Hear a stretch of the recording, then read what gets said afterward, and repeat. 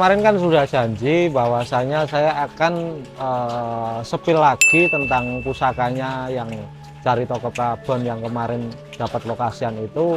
Setelah diwarangi itu hasilnya seperti apa. Cuman kemarin itu saya itu janjinya itu ketika proses mewarangi, proses membersihkan itu saya akan shoot, ternyata saya kelupaan teman-teman. Jadi mohon maaf, ini langsung saya lanjut hasilnya saja ya.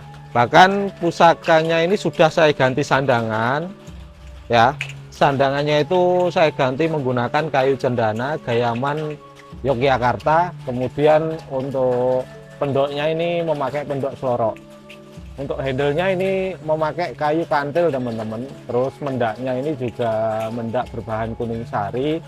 Jadi sandangannya saya ganti karena kemarin itu sandangannya kurang teman-teman. Jadi saya muliakan lagi, saya restorasi supaya pusakanya juga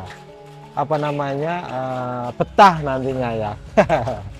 Jadi kalau pusakanya bagus, seharusnya warangannya juga harus bagus seperti itu teman-teman.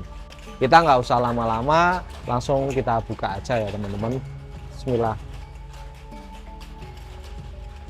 Jadi pusakanya itu Carita Keprabon. Teman-teman yang bingung ini sebenarnya tanggung mana, kemarin kan sempat saya bikinkan pertanyaan.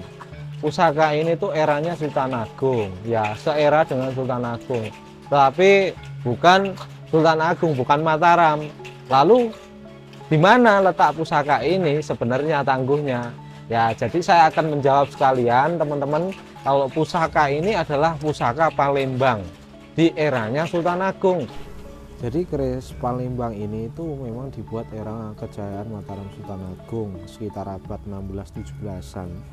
Jadi memang merupakan gaya yang khas dari keris-keris Mataram Sultan Agung. Kalau kita melihat dari material besinya, pamornya seperti itu. Jadi kalau kita melihat dari segi rancang bangun, ini bukan Mataram, tapi keris ini adalah keris Palembang. Jadi perpaduan antara Palembang dan Mataram Sultan Agung pada waktu itu.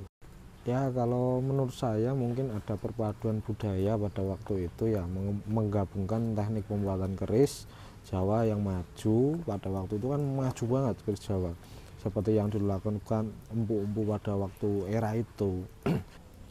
Karena juga pada kejayaan era Mataram Sultan Agung, para empu-empu keris ini tadi juga mulia.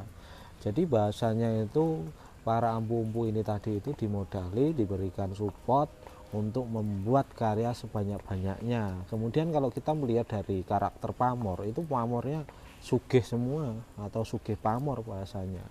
Jadi kemungkinan besar pada waktu itu juga ada perpaduan dan ada kolaborasi dengan Mataram Sultan Agung dengan Palembang pada waktu itu, kemungkinan ya. Jadi ada yang membawa ciri khas dari Palembang Mataram, Mataram Palembang seperti itu. Kalau kita melihat dari Palembang juga ada campuran dari Bugis. Jadi tidak salah kalau menurut saya kalau melihat pusaka ini itu keris Palembang eranya Mataram Sultan Agung, seperti itu teman-teman.